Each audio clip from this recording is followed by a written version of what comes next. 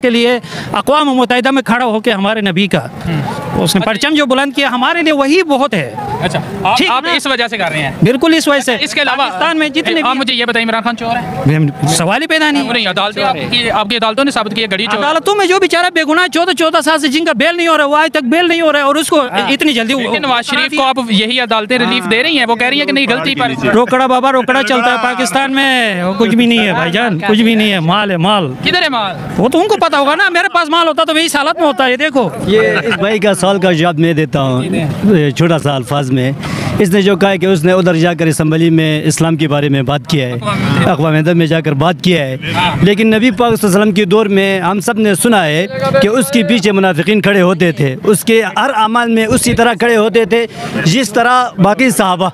अल्लाह की तरफ से आया कि आपके पीछे जो लोग हैं इनमें मुनाफिकीन है। तो अब जैसा हम सब ने उस्मान का ड्रामा देखा है, उसमें